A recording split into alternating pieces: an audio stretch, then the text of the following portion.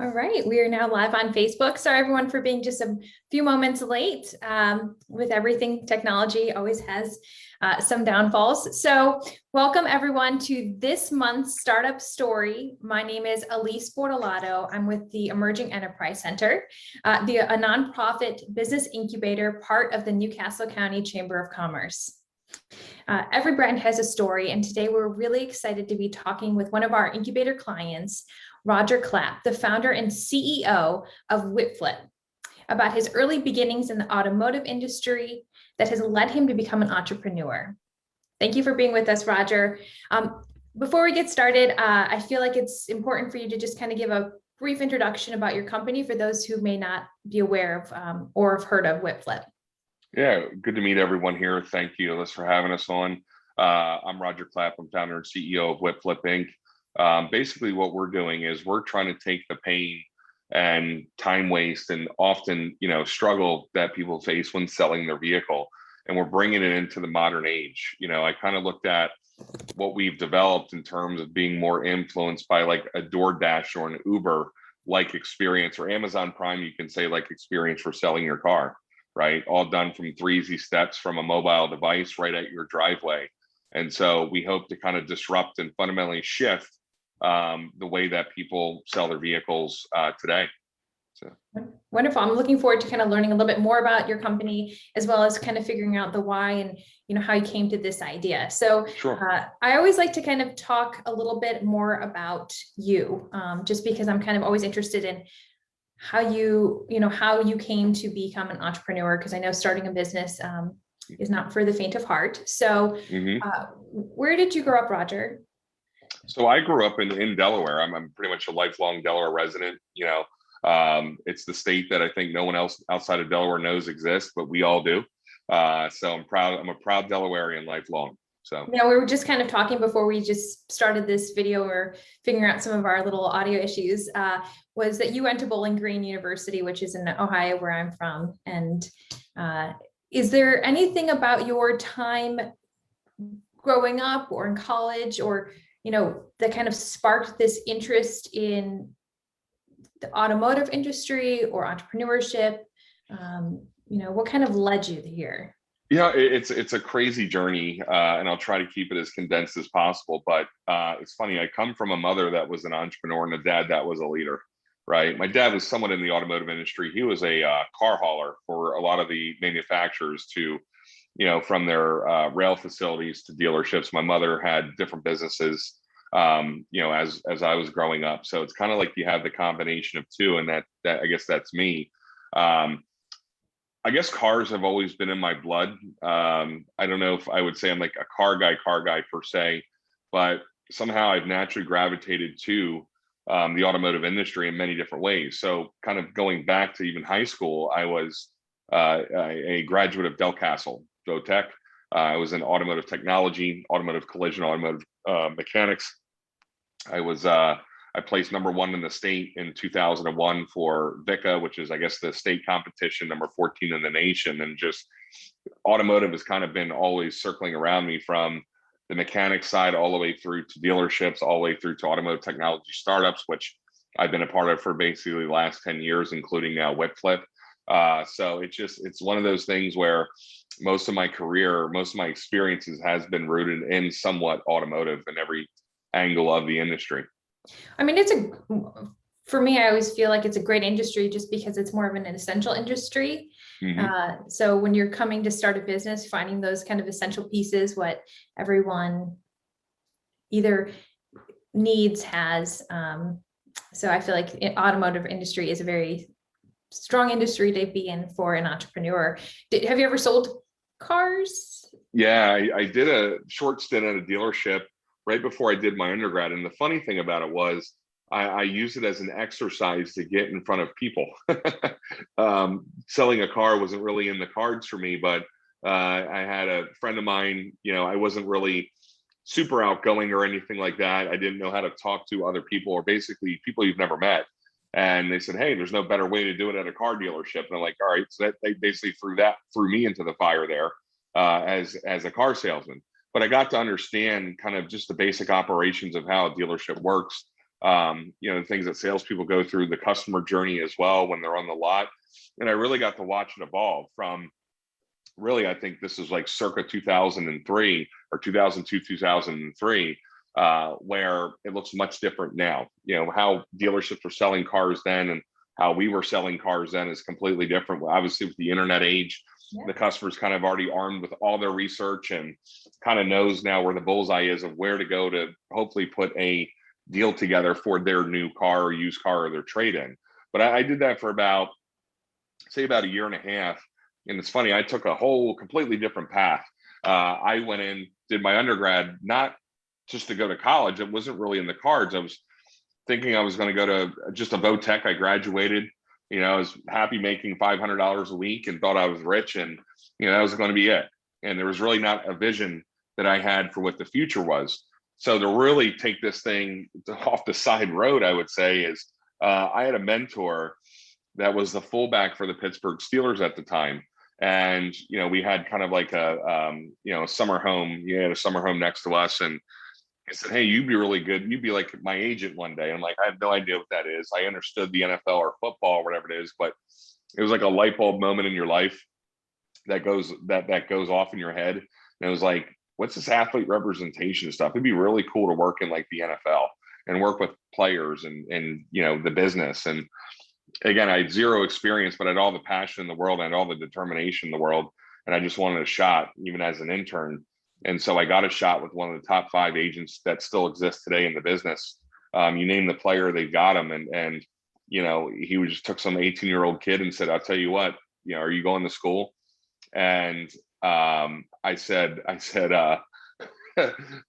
yeah, which I never took my SAT or ACT. I said, yeah, I'm going to school in the winter. So everything really came ahead to just get motivated and go to bowling. That's how I really got to Bowling Green. Because again, I'm from Delaware. So I didn't know where Bowling Green, Ohio is. I never been to the campus, but I knew they had a really good sport management and business program, a business admin program that I wanted to be a part of. So really within a period of like 6 months, the entire trajectory changed in my life to be a part of a very rare opportunity and a grateful that I'm very grateful for. That kind of helped propel me into the world of sales and operations and customer service. But again, automotive comes back. So it's just a crazy journey from the very beginning. So I love that though, because I feel like everyone has to understand that how everything does go. You think you're going straight, but really it's all over. So yep. I love that you even pushed yourself into sales, because really as a business owner, you really have to start understanding how to sell, how to talk to people. And I feel like that's such a skill, and not a lot of people always take the opportunity to push themselves out of their comfort zone and strengthen a muscle that they might feel as one of their weaker ones. So I love yep. that. Exactly. Is there something that you feel like, you kind of talked about how the industry has very much changed in the automotive industry from when you were selling cars to today, where the buyer is so educated. They educate themselves online. Like I know for me, when I went to buy my second car, I walked into the dealership because I had already done all of the research of all of the dealerships around, and this is the one car I wanted. Mm-hmm. I looked at had all the features and the price point, and there wasn't much else to say. I already kind of did it. Yep. So I walked in and said, I want this specific car. Knowing that the industry has changed, but with the pandemic, has anything else changed, or have you had to pivot in terms of, has it been improved your business? Has it changed? Mm-hmm. What's today look like? Yeah. So I'll go through the quick journey, to kind of lead us up to WhipFlip real quick. So my first startup, from the ground floor was WeBuyAnyCar.com. I don't know if anyone's familiar with it. I know that there's a super annoying commercial that they have. I helped lead that charge in the US, opening footprints, branches, people, et cetera. And then kind of went on to the digital disruptor, digital auction side with the disruptor for the dealer to dealer, right? So combining all those, I started WhipFlip in October of 2019, kind of took the leap of faith as an entrepreneur for the first time. Kind of got sick of working for other founders. Nothing bad about them, but I'm like, we helped you exit your companies, and that'd be really nice to do myself. And I believe I'm very capable. The team that we put together is very capable to go at it ourselves with something completely unique and disruptive, right? So as that was going on, we were developing the business plan, we were developing the platform, the technology, because we use some pretty serious AI machine learning technology here. It's not just a simple phone app, but it was like coming right up on February of 2020, where we still felt a little scared because like we're not making a paycheck. We don't know if this thing's going to be, successful. And COVID hit, right? But it was actually the best thing for us, and honestly, the industry, where we were actually built to be contactless, number one, if we wanted to, because like I said, we're at the door.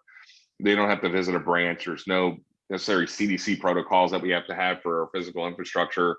The customer can stay inside while we do our thing outside with the vehicle and pretty much put a check under the doormat or whatever it may be. But it has shifted the industry. To answer your question, it certainly has shifted the industry. The question still remains, will the traditional dealerships catch up?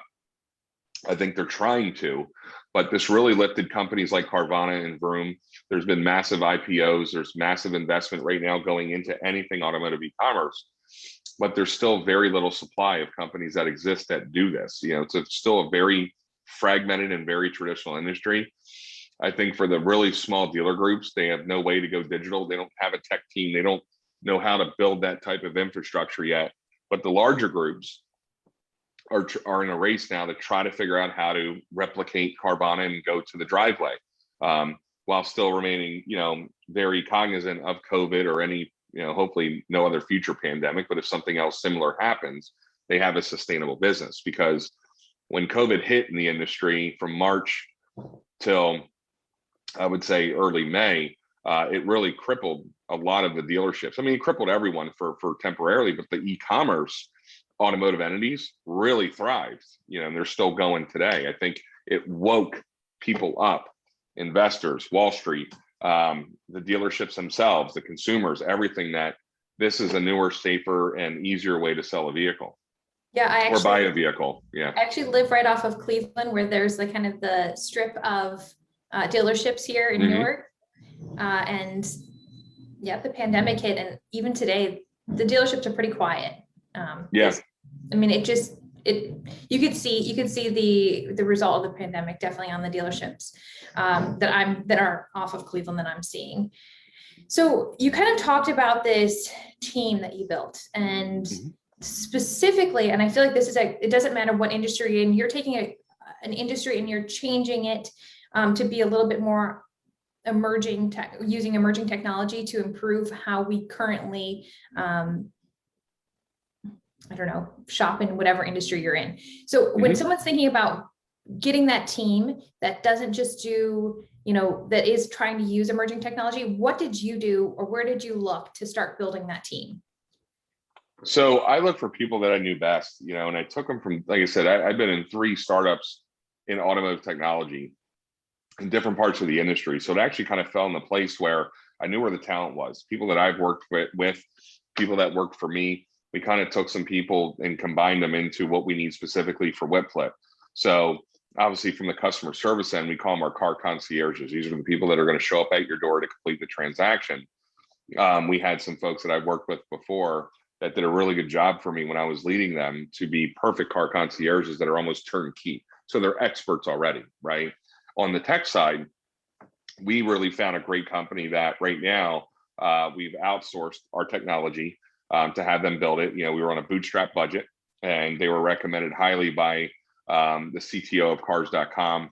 So like there's a lot of I leveraged a lot of my contacts, a lot of people that I've known in the industry for a long time that I trust, and they served up some really amazing people to handle every corner of our business. We have a phenomenal advisory board that is comprised of automotive veterans, in technology, finance, legal, fundraising, et cetera, you name it. We have, very well-rounded. So it's helped us really. It's the core for any startup, whether you have a great product or whatever. It's really important to put a good initial team together, a founding team or a support team together, in the future, because you can have the best product in the world. If you have a bad team that's leading it, you're not really going to get anywhere. It's funny, you can actually, with a really good team, you can take a really bad product and probably make it a market leader. As crazy as it is, it's execution. It's passion for what we're doing. It's vision for what we're doing. It's execution at the highest degree every single day. And that's where I handpicked everyone to play their, very important roles for us. I feel like you just said a lot of amazing things right here for those who are starting a business, especially if you are making some changes into an existing industry. So one, this advisory board, having that team of people to kind of lean on and look towards. And then I also like that one of the, I think, benefits is you have had so much experience in this industry that you could kind of look to people that you already know who have expertise, who would be a great fit for your company. And then you mentioned bootstrapping. And I feel like that is something that is constantly a topic for those who are starting a business, especially bootstrapping. So when it goes to funding, you do have a tight budget that you have to be mindful of. Finding that perfect partner is important. But is there any other advice or way that you guys did go with the funding route? So how did you start with your kind of more viable product to really starting getting major funding? Here's the thing, and I think this might resonate with a lot of with the audience here. Raising capital, whether it's 50 grand to $50 million, get ready for it. It is a pride swallowing siege, okay, to try to get there. It is hard. Invest in firms or institutional investors, angel investors. I mean, it's a lot of minutia. It's a lot of more downs and ups. You got to find the right fit. And this is something I really want to hone on to, if I can help any future entrepreneur, current entrepreneur that's trying to go through their next round or their first round of funding. Our journey was like this, right? We never came from a fund. None of our advisors came from fundraising. Like most ran established companies at a C level and stuff like that, but they've never been to venture capital. They've never been to angel investors or anything like that. So this was all foreign to all of us, right? We know how to run the business, but we don't know the game, right? How to get in front of investors. Most of them, you got to have warm introductions, and then you go through a 3 to 6 month process of maybe you'll get there, maybe you won't. But what we knew, and again, it's amazing still today that we got away with this. Our model is extremely expensive. Companies normally go into this model to get to market with at least a couple $1 million, if not closer to $5 million. We deal in expensive assets with very quick turn times, very thin margins. We need the high volume. You need marketing pumping it. It's not, the technology is not cheap that we've developed, but we found a way to be, I would say this to any founder, you have to bootstrap in the beginning to at least get some type of traction. We tried to do the cart before the horse. Now, keep in mind also, we did this literally a month before COVID hit. We had all these investors lined up. This is when venture capital and even angel capital they were just throwing money out to everyone, right? It was very bullish. It's been bullish in the capital raising side of the world for probably the past 6 to 8 years. And then with every bullish market comes a bear market. It happened in the dot-com boom, where if you had a dot-com, everyone's going to throw money at you. Then the bubble burst. Well, for us, it was COVID. So everything, sorry about that. No, you're fine. Everything completely shut down right when COVID hit. And I go, okay, what are we going to do now? We have a product that's still in development. We have a launch, ideally, that's going to happen in August. Okay. And no one's home in terms of any type of investor. So we had to be really resourceful. We had to beg for a lot of great deals with vendors. We had to figure out exactly what we needed at the very minimum. I didn't take a salary for basically a whole year. People that were working with us, it was just like, look, jump on. I can only offer a little bit of equity. You had to ask for a lot of favors to run your business, right? So I bootstrapped it in the beginning with a very minimal amount. It was like $25,000. It can get me by for a couple of months if needed. We'll get some transactions through and get like a little bit of traction, but it still wasn't enough. So we went to Finally, we just started calling favors in for advisory board. Do you know anyone that's investing? Anyone that knows someone that's investing? Any type of, you have to raise kind of like that friends and family round is the next step. Very rarely you're going to go straight to seed capital from or institutional investment. Very rarely. So you get that friends and family round. So I had people that, put in 50K a piece. One put in 250. He was more of a larger angel that just really believed in me and really believed in what we were doing. And sometimes that's that's who you have to find. When you're dealing with angels, non-institutional angels, you got to find the ones that's just as passionate as you. And you really got to do the best you can to convince them, hey, this is why you're investing in me. This is why you're investing in us. So long and short of it was, we were slogging it out for probably 6 months throughout the summer and the fall, just trying to raise 50 grand a person, and finally we raised about 450,000. That was all, again, friends and family, and Ben Franklin Technology out in Philadelphia finally took a flyer on us and invested in us, and that started to propel us. So you have to build that snowball. So it's going to start with you first. Don't think it's going to come from, unless you know very wealthy people that are going to cut you a check, it's going to start with you. You need to do what you can as lean as you possibly can and just show that there's an MVP, right? The minimal viable product. Mhm. And then what we called it was the bootstrap launch. The bootstrap launch is just like, okay, we got a little bit of money. We definitely don't have enough to do what we're doing, but we need to take this and run as best as we can to get real traction in the marketplace to show that our product works. People want what we have. It's a compelling business model that is red hot right now in the industry. And so we're now off and running with that capital. We're doing very well. We're growing, doubling our growth month over month. And now we're raising the bigger round. And the crazy thing is, investors that you've talked to before, whether they were institutional, large angel groups, we're a little bit beyond that now. Now they call back. Part of it is too, we always keep them abreast of what we're doing and how we're growing month over month. If they don't invest in you now, don't take it personally. Just if you're really growing and you're doing something well, keep in contact with them. VCs, when they smell money, they want to put money in. That's just how it goes. So make your business look good with the minimum amount that you can raise. That's my best advice to anyone here. And I'll end it with this. One of the things, as we went through this journey, we probably talked to 20 or so different investors and investment groups. I would really focus on, and we made this mistake, I would really focus on investors that really get what you do. Does it mean that they invest in your industry? Not necessarily, but that's who you want to start with first. They're familiar with it. They understand somewhat to some degree what you have and what you offer to the marketplace, and they're more comfortable with it because they've probably done their due diligence on similar companies, right? But investors that just don't get it, and I'll be straight up with you, there's plenty out there that, yeah, it's an angel group. They put in a 50 grand times 10 people and they can do 500.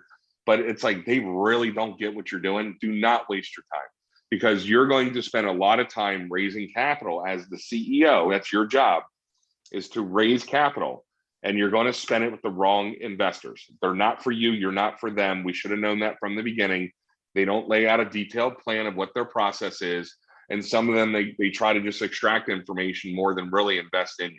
Smoke that out in the beginning and move on.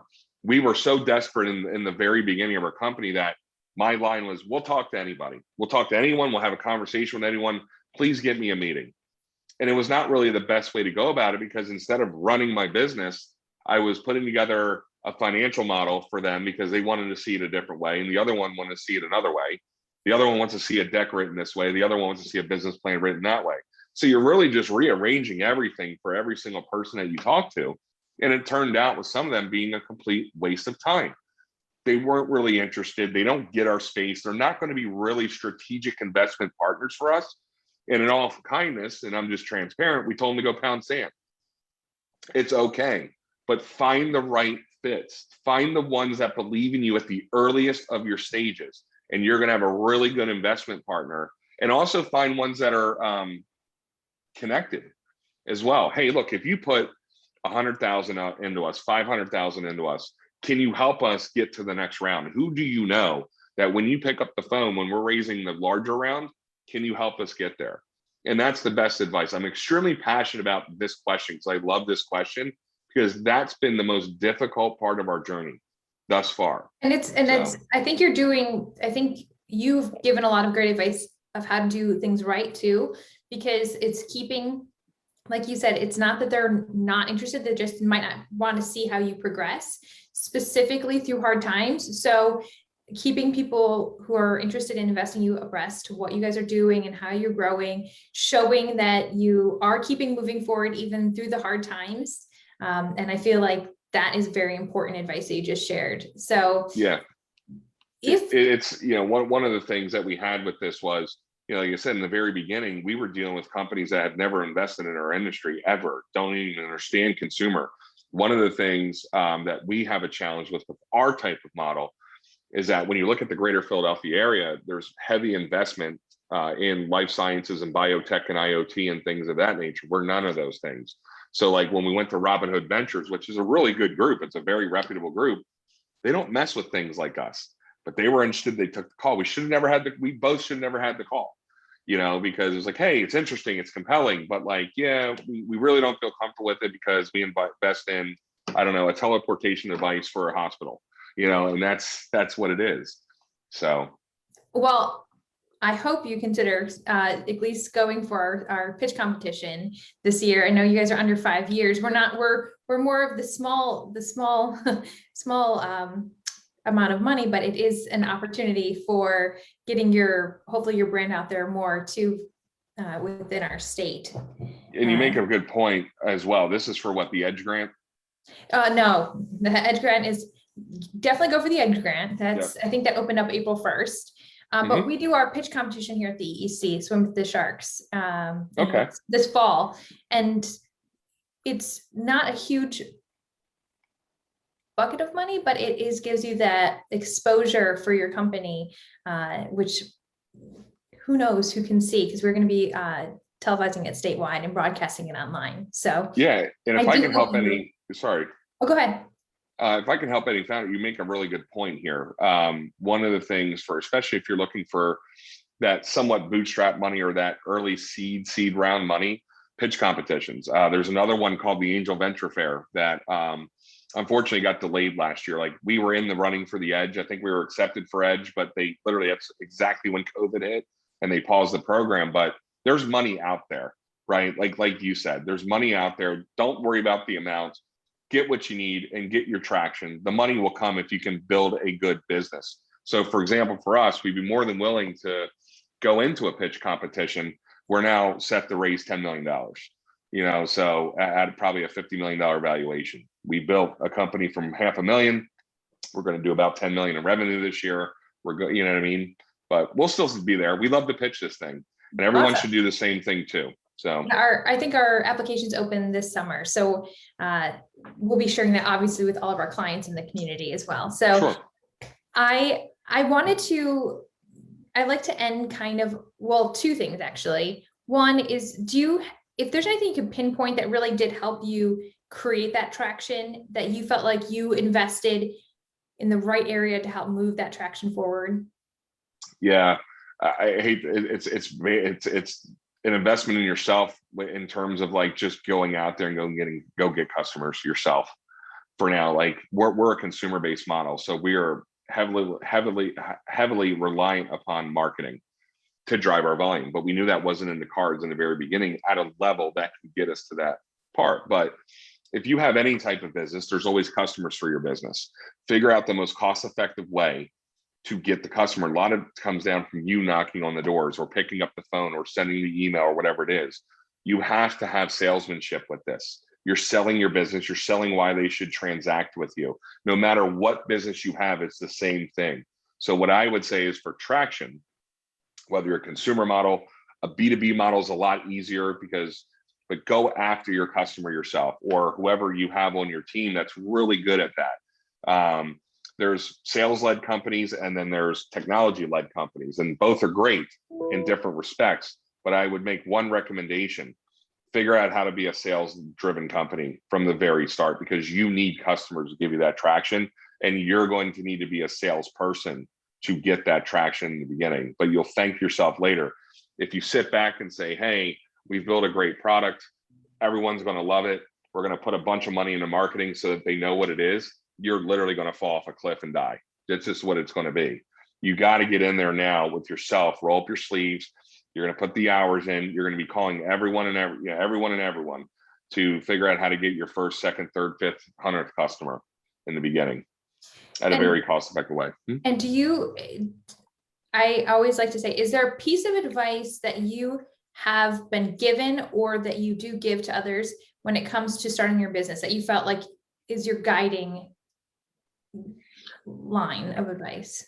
I would say this, it's all about, I think it's vision, right? And if you believe in your company, and again, you have experience, I mean, there's a couple of different ways, and I'd like to tackle two of these ways.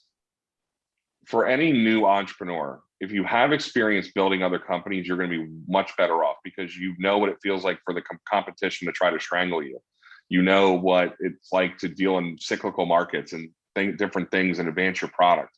For entrepreneurs that are coming right out of school that have never had a job before, I'm not trying to deter you, but you're really going to have to learn how it is to operate a business, on your own. There's the textbook, the startup textbook, I don't think ever exists. YouTube can only teach you so much. When you're actually in it every day, in the weeds every day, that's where you're going to learn the most about your business. But regardless of what side you're on, whether heavy experience in doing your own thing, like that's what we're doing, or you're brand new into everything and you want to start a great company, regardless, have your plan in place, believe in your plan, and just do not stop. Keep getting up every day, because every day is going to feel like the wind got knocked out of you. You just want to go to sleep and take a nap. I still feel that way today, but keep getting up, look at the finish line. What does the finish line look like? And keep getting there strategically. And that's the best thing I can tell you. The money will come, the opportunity will come. Do whatever you can to make your business look good. You know what I mean? From the very beginning. And don't stop, keep moving. Don't worry about, I pitched these 3 guys and they were very interested, and like none of them want to invest in me. And like, I don't think I have anything. And it's been a rough month with customers. It's all going to happen. You're going to put in at least 16, 18 hours a day. You will have no life. I'm not trying to say this as a deterrent, just saying that this is the sacrifice that your company, your startup will have to have. That's it. There's no other way. But I tell you what, there's no better thing on the planet than running your own company from the ground up and watching it grow, because you control your own destiny. And Lord willing, if it gets where it needs to go, the rewards within a 3 or 5 year or 7 year exit, I think it'll be well worth it. And that's the best advice I can give. No, I love it. I feel like you've given such great pieces of advice throughout this whole conversation that we've had. So I just want to say thank you so much for being a client here at the Emerging Enterprise Center. We're so happy to have you part of our little community. And for those who are interested in learning more about you and or your business, I would obviously suggest that they jump on to whipflip.com to learn about your business and, obviously find you on LinkedIn. Is there any other way that you'd like people to connect with you? Yeah, like I said, I've taken the journey, like so many of you, even as a startup, early stage startup employee, and now a founder. Anyone can reach out to me directly. I'm always open to having a conversation and trying to navigate. Like you can call me at 302-287-3665 directly. Again, that's 302-287-3665. I'm always willing to help and give advice throughout my 10 years in startups, especially what we're going through right now, to help someone else along, unless you're the competition. But I don't think we have anybody on there. Well, I just want to thank you again for joining us today and sharing your story and sharing more about you and your company. So we look forward to seeing how you guys continue to grow. And with that, I will tell everyone to bye, and I will make sure to connect with whipflip.com or find Roger on LinkedIn. Yes. Thank you, everyone. Thank you so much, Alyssa. Pleasure to be a part of the EEC. All right. Bye. See you. Oh.